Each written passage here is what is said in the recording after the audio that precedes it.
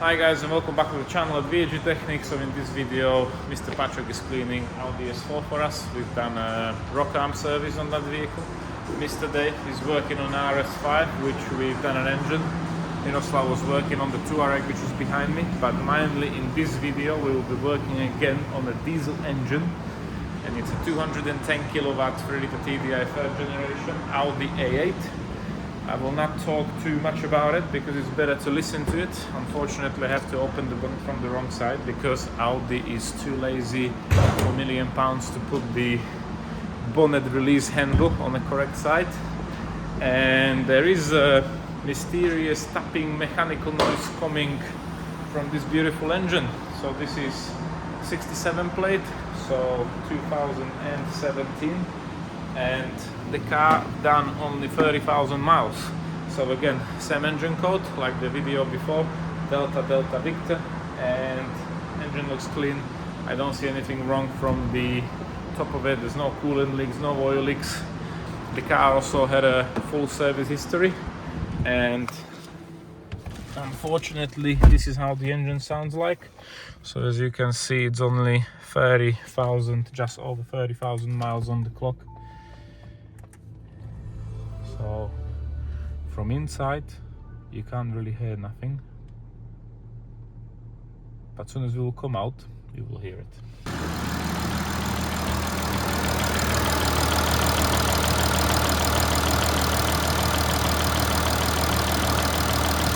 So I'm not sure if the camera is picking up the noise from bank 1, cylinder 1 to 3. There's a tapping noise, high frequency tapping noise coming from this side. And this side, the only thing what I can hear is just the injectors. So again, I think the only way how we can do anything is take the covers off, see the condition of the camshafts, check hydraulic lifters and everything was underneath there. And this car was recently brought, and basically he's got a warranty still. So we have to work out the quotation, a technical report, and basically find out what's wrong with it, send it out. And if there's any kind of a damage on the engine, I'm really hoping the warranty company will cover it, because if we are talking about the camshafts again, it will be a problem.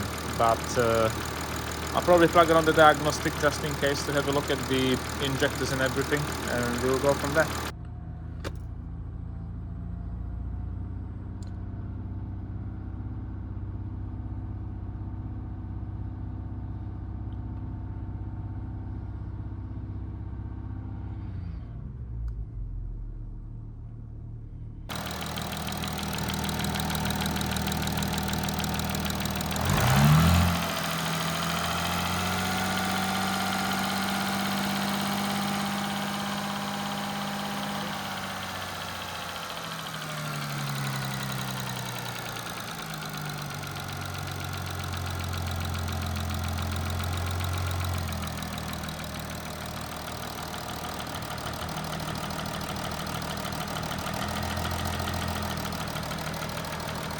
Okay guys, so I plugged it on the diagnostic, and injector number 1 has a bit of a higher values. I'm not saying it's perfect, but obviously it's not affecting the engine that it should make noise. I also did disconnect the injector valve. The engine was running just to eliminate, so there's noise not coming from the injector, and it didn't change at all. It looks like it's a mechanical noise coming somewhere from back of the cylinder head on bank 1 to 3. So I'm assuming we'll just have to do a visual inspection, which means take the covers off. I'm just really curious, like, how will the intake look after 30,000 miles, because it is really low mileage. So I'm really hoping there will be like less or absolute no carbon, and we'll see. So it's 4 o'clock in the afternoon. Tomorrow morning, 6, 7, 8, I have to drop the car off to the owner to Peterborough. So I'm probably gonna be here till midnight today, but I won't be alone because Mr. Patrick is here. He's still got one more car to clean up. So that will be loads of fun. And yeah, I just put the phone on the time lapse and I'll film it, how we're gonna strip it down. And after we'll open it up, we can do a bit of a thinking, what might happen, why it happened, what might be wrong. So stay tuned.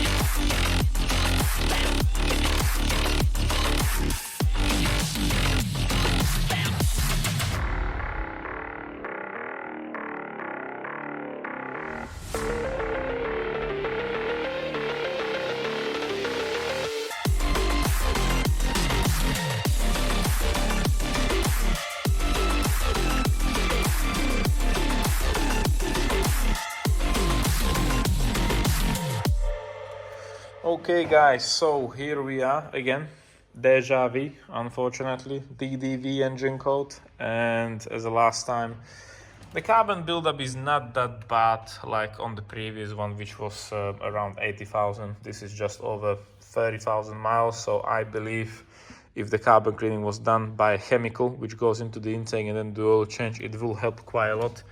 And necessarily maybe it doesn't need to be done as a mechanical cleaning, so the whole intake gotta come off and stuff, but we will see what will be the decision from the owner and the warranty company. So we are basically doing this inspection for a warranty company purpose, and again, you can probably already tell, you can see all the metal flaking and damage on the sprockets. And if we have a look deeper inside, you can probably see that the wheel which is offsetted, which is a timing chain driven one, you can see it probably now how the material is already missing from it. So well, I did also turn the engine just on the starter, so we plugged the wiring on here directly to the plus and the engine was spinning.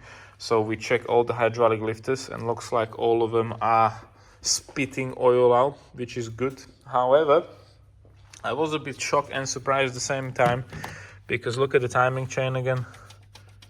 There's a play in the chain basically between the two cylinder heads, which I believe is not right, because combined with this noise and the gaps between the sprockets might lead to knock where you heat coming from the cylinder head. Because when I turned the engine on the starter motor, obviously it was just spinning on the starter one way, so there's no resistance from the injectors, compression, nothing is making power, and so on and so on. So basically the whole system is just spinning one way. It doesn't make the move forwards and backwards, which can make the noise. So I believe we are getting to the same situation like with the Audi A6. Just to compare the other side, you can probably see the sprockets on this side that they are almost lining up, but again you can see the metal flakings between them.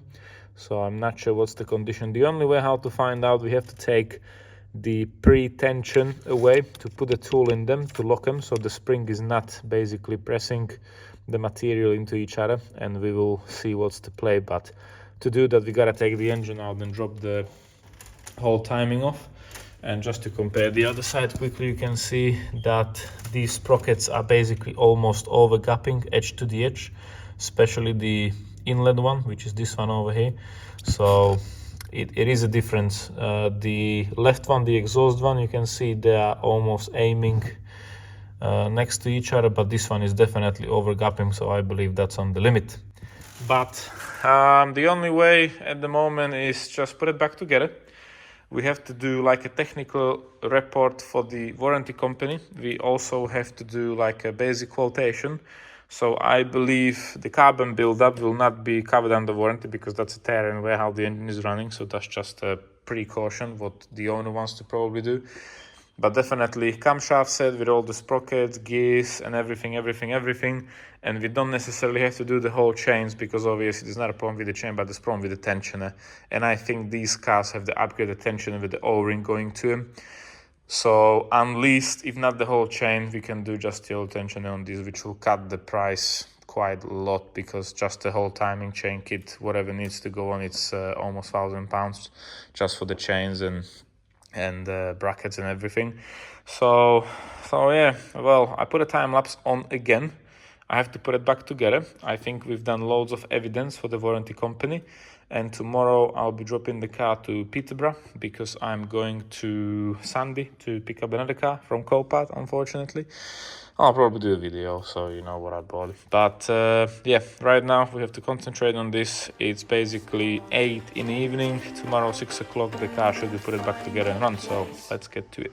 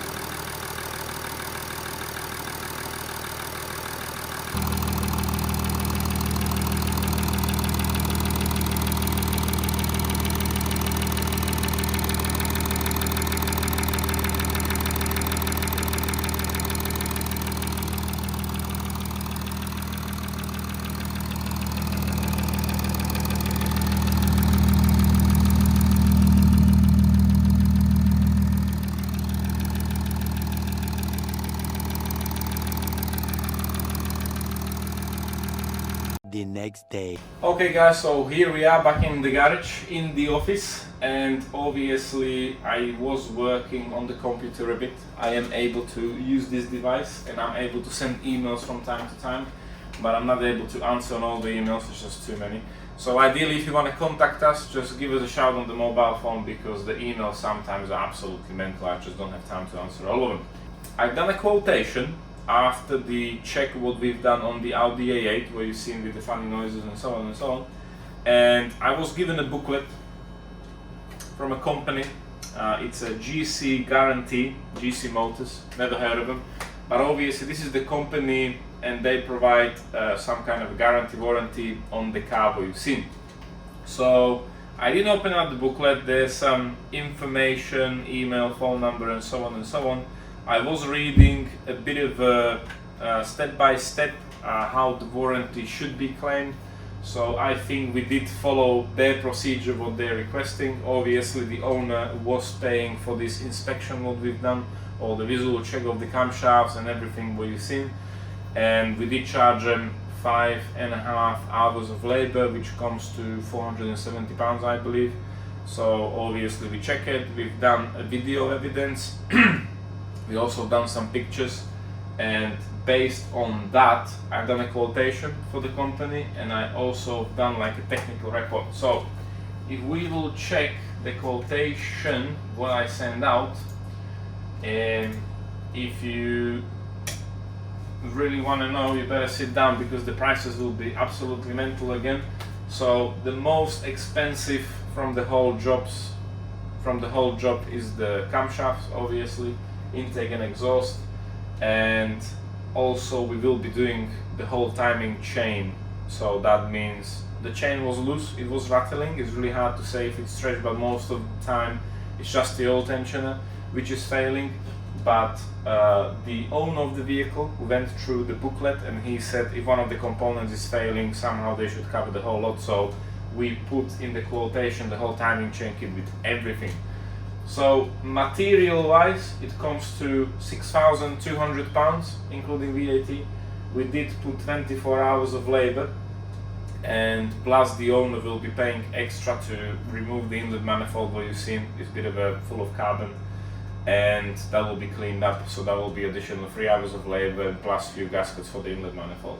So total labor material will be 8,700 for such a repair. It is ridiculous that at 30,000 miles the car needs that much to actually get it repaired. I know some of you will leave us a comment like the car was running fine, why are you doing it, it's too much money and this and that. So I fully understand it's loads of money. Personally, that was the main reason why I didn't bought a TDI or any kind of Audi with TDI after 2014-15, because it's absolutely ridiculous how many faults they have with the EGR, DPFs, AdBlue, injectors, high pressure fuel pumps, and now obviously the new timing chain setup with the camshafts is just absolutely ridiculous. Yeah, so that's my personal opinion. And you know, the oil map is definitely a good prevention, but nobody will guarantee you until you will open up the rocker covers, or like what's the condition of the gears. And you know, while it's not making any noise, I personally wouldn't touch it, but you probably seen on the video and you probably hear it as well that there is some noise coming from the cylinder, bank number 1, cylinders 1 to 3. So obviously if I was owning the car, I wouldn't be happy as well that you start up the car in the morning and you have a tapping, tipping noise coming from the engine. So definitely not something we want to have on a 2017-18 A8 for quite loads of money. But yeah, we did send out the email along with the technical report, let's call it. So I managed to create a technical report, and obviously I just mentioned that the owner was hit twice. I put the mileage down, what we actually diagnosed, what we found, we plugged it on the VCDs as well, we didn't find any fault codes and this and that. And I also did attach 2 pictures. One is from bank 1, the other one is from bank 2, and I tried to explain people which never seen a stripped car probably, like what's going on and what we think is wrong with it. So as you see on the pictures, I did mark up the damaged surface on the sprockets, and I also did put like red lines to show them like what's the gaps between the two sprockets, which is basically doing the pre-tension. So you can see the first picture, they are like going edge over the edge, and if you have a look at the other picture, one of the sprocket is basically like almost lining up, so it's not overgapping, but the other sprocket you can see clearly there's a gap. So I did try to explain the situation, what's going on. They did understand it, and surprise surprise, they did approve the whole work.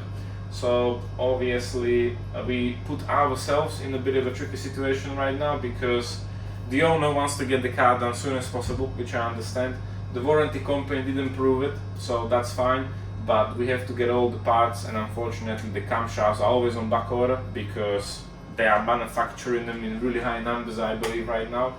Again, the part number for the camshaft is different compared to the old one, so I believe they upgraded, and TPS told me 3 to 4 weeks. It really depends if it's on back order. Sometimes we will get them in 10 days, sometimes we will get them in 2 weeks, so it's really individual, but we'll keep you updated. As you've seen in the previous video, the A6, that was approved as well, so we will be filming both of the cars. Obviously I'm really hoping after the repairs the noise will be completely gone, and with the rise up oil pressure map it should prevent from any further damage, so we'll keep you updated on this. So I think that's all from the video, guys. Bit of too much talking, but you know, sometimes we talk, sometimes we work.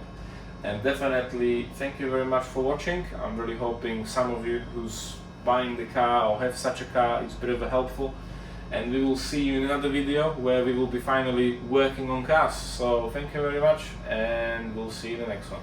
Take care.